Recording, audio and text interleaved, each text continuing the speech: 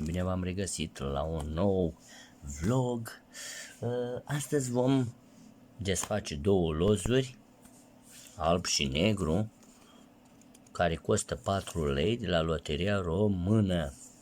N-am mai făcut de mult un videoclip cu lozuri, doar am fost în trecere pe acolo pe la loterie și aveam doar 8 lei în buzunar și am zis, bă, hai totuși dacă am 8 lei să cumpăr două lozuri, să vedem ce câștig avem. Lozul costă 4 lei.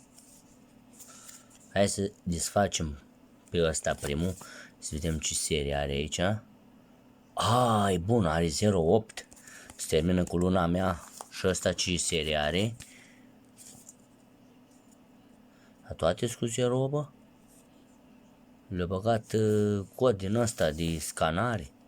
Că înainte erau cu anumită serie și aveai 072, 0, deci toate cu 008, după cum puteți vedea finalul, dar nu contează.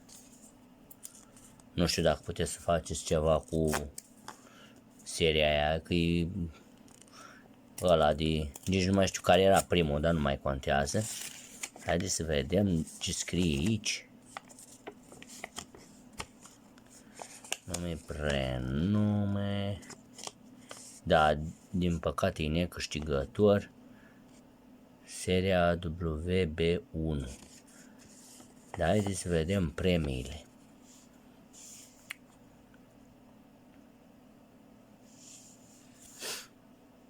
Da, se acordă câștiguri în bani conform înscrisului de minim 4 lei, 8 lei, 10 lei, 40 de lei și 1000 de lei. Câștigurile de 10.000 de lei, asta să știi, la sediile punctelor de lucru județene, iar 100.000 de lei se acordă la București. Da. Bun, deci ăsta primul a fost necâștigător. Să nu credeți că vreodată o să câștigați la lozuri. Eu mai joc așa când și când mai am și eu câte un bănuț. Bă, dar ce bine le-au făcut, înainte să desfăcea mai ușor. Aici dacă ar fi 4 lei, ar fi ceva. Hai să vedem. Incredibil, Weltman Gentleman necâștigător. Deci 8 lei investiți în necâștigător. Da, din păcate nu am noroc la lozuri. Asta e un adevăr. Dar nu că nu am noroc. Chestia e că trebuie să fac în așa fel încât să nu-ți iasă nimic la lozuri. Nici nu câștigați, nici nu. Deci puteam să iau 20 de lozuri din astea și din 20 de lozuri tot nu dădeam 80 de lei, să zicem, sau cât dădeam pe ele, da, 80 de lei.